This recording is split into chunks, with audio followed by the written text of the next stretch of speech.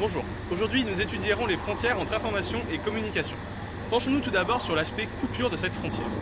En effet, l'information et la communication sont bien différents. La communication, tout d'abord, elle, a un but promotionnel. C'est elle qui va avoir donné envie de consommer. Par exemple, la bande-annonce d'un film est un style de communication. Il donne envie au public d'acheter et de voir le film. Ensuite, l'information se dégage de la communication de par sa légitimité et sa fiabilité. En fait, l'information n'est ni là pour faire du tort, ni pour faire du mal à qui que ce soit. Elle n'est là que pour donner la vérité. Un exemple d'information serait un article sur un attentat terroriste.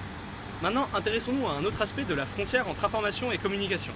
Car oui, il s'agit d'une frontière, et comme toutes les frontières, malgré son aspect de coupure, elle possède également un aspect de couture.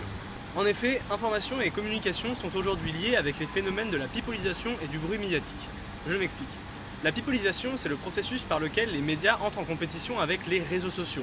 En fait, ils doivent se moderniser et promouvoir leur fiabilité afin de faire compétition avec les médiateurs individuels, c'est-à-dire les citoyens qui transmettent des informations qui sont souvent des fake news. Et c'est ces journalistes citoyens que nous sommes tous devenus aujourd'hui qui émettent le bruit médiatique, c'est-à-dire des informations en continu qui ne font que déranger les réseaux. Enfin, la frontière entre information et communication se brouille dans le domaine politique. Les hommes et les femmes politiques doivent en même temps gérer leur image et tenir le peuple au courant.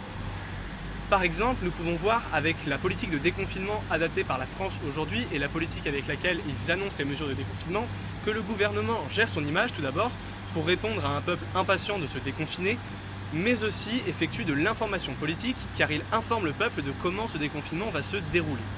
Pour rapidement conclure, il existe une frontière entre l'information et la communication. Et comme toutes les autres, elle est coupure et couture à la fois. Elle est coupure, tout d'abord, car la différence entre la communication et l'information se fait ressentir. La communication a un but de promotion et l'information a un but de fiabilité et de légitimité de l'information. Ensuite, elle est couture également, car avec les phénomènes de pipolisation et de bruit médiatique, l'information se mélange à la communication. Enfin, dans le domaine politique, l'information et la communication sont très liées car il s'agit de soigner son image et d'informer la population. Merci et bonne journée.